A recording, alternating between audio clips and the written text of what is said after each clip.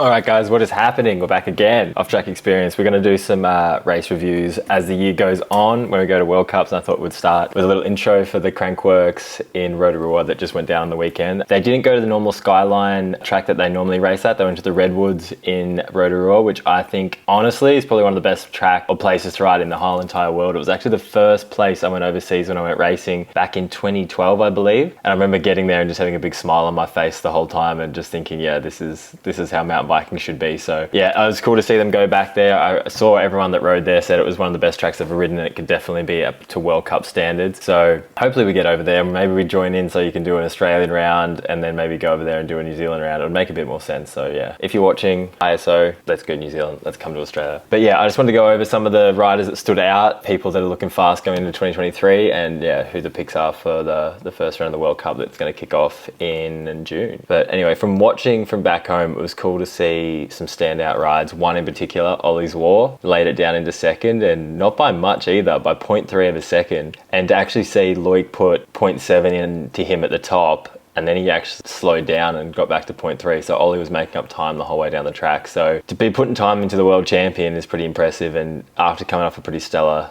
performance last year when he got 6th at the World Championships, 8 at a World Cup, and I think, I'm not sure what he ended up in the overall, but he was right around the pointy end towards the whole season. So he's on a new team. FMD has picked him up, so he's on the collective, which is kind of cool to see that he's got a bit more support. He's been doing kind of the management role and right in his own riding program for the last few years. He had Walker Shaw, but he's still kind of micromanaging a lot of stuff, so it's going to be interesting to see the focus is taken off him to worry about other things and logistics and whatnot, how he'll go. Another breakout ride, Nico Mullally. Big fan of this. Always love to see Nico doing well. He's an absolute legend, gives back to the sport in so many different ways, and just all around nice guy. So when you see him doing well, it always puts a smile on everyone's face. And I think the conditions would have definitely suited him. He's one of those riders come from Tennessee who can ride that kind of slippery, awkward. It's like bits are kind of dry, bits are kind of wet. He's one of the guys that can really just nail that. And you saw he did a gap that I don't think anyone else even tried. So what do they call him? Gnarly Mullally is definitely one to watch out for as well. He's on his own program doing his own thing. And yeah, it's really cool to see someone like that stand out and actually just lay one down. So that was sick. And then of course Loic Bruni took the win out, classic Loic Bruni fashion. It's crazy to think that like he knows exactly what he needs to do. Like he doesn't crash, doesn't make mistakes, just does just enough to get the W, which is cool to see. It's frustrating if you're trying to beat the guy because he always seems to get you, but even like Loris Verger was there, he ended up having a crash and was out the back a little bit. But yeah, Loic just has that secret formula where he just knows to do it. All the pressure on his shoulders, and yeah, just delivers each time. But I was rooting for Ollie. I thought Ollie was going to actually get the win. I saw him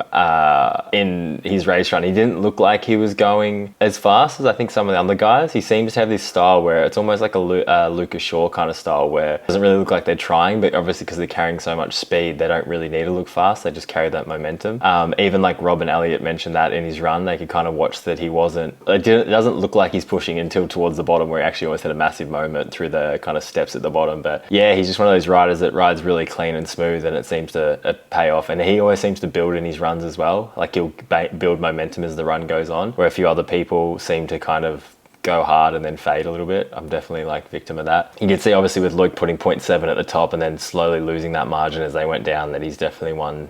Yeah, he's definitely one to watch out. Whenever you're within half a second of the world champion, I think you're on the right track. So it was cool to see. Jess Blewett took out the elite women by big margin as well. She took it out by 6 seconds. So she's definitely one to watch this year going into the World Cups. I think she's got a bit of confidence behind her now. So that's going to be interesting to see how that pans out. I want to know what you guys thought about the actual coverage, because the timing was a bit off with the split times and they didn't come in till later. And then there was a bit of, I don't know, they weren't always correct. So I thought that was a bit frustrating. It's kind of hard to follow a race, be as invested in a race if they're kind of the timing isn't right. Well, not the timing's right, but the split times aren't right. So it's hard to get invested into a run when you actually don't know what's happening. So I think that's something they could work on. It was cool to hear Rob and Elliot back at the races commentating. Also, little side note, did anyone see the beef between Chris Ball and Rob Warner? I saw a little thing he posted, and it looks like we were told from Chris Ball or ISO that he'd offered him a gig, but he was in contract with Red Bull, so he couldn't do it. Now, Rob's come out in perfect fashion and said there was no contract, it was all bullshit,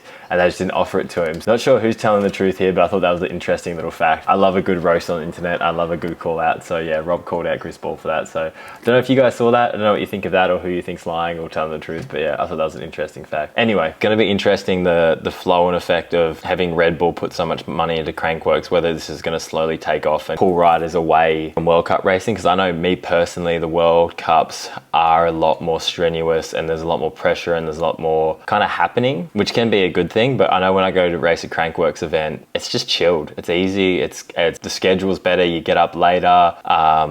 It's less pressure. You still get the TV time. It's like the few things that aren't good, like the timing isn't quite good, the attendance isn't as good, but all around it is kind of just a fun, good event. But I don't know if the more professional it would get, then it would just turn it into like a second World Cup, and then it might be, I don't know, then it might just kind of ruin that, what I see is good in it. So you never know, but it's going to be interesting to see if more riders leave the World Cup circuit or focus more heavily on Crankworx, because it's definitely some appeal to do it. But yeah, it's whether actually riders kind of jump on that or not. It's going to be interesting now that they've got the voice of, I think a lot of people think that he's downhill in Rob going over to Crankworx, so that's going to be interesting. But I thought overall it was a pretty good package. They had good camera angles on most of the track. They missed obviously a little bit at the top with the minute, but then from that point on they were pretty good with everything. Everything run pretty smoothly, and yeah, it just looked like a fun epic track. I will put a note out as well. I reckon Sam Blenkinsop, if he didn't have that crash near the bottom, I reckon he was going to be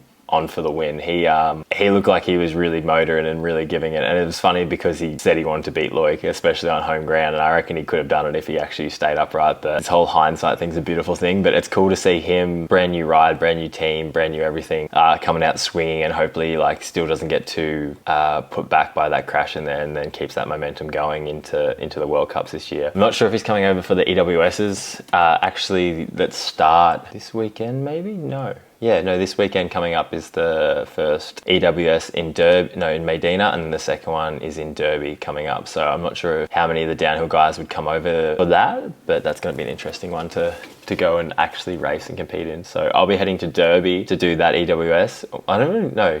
World Enduro Series now? Different name.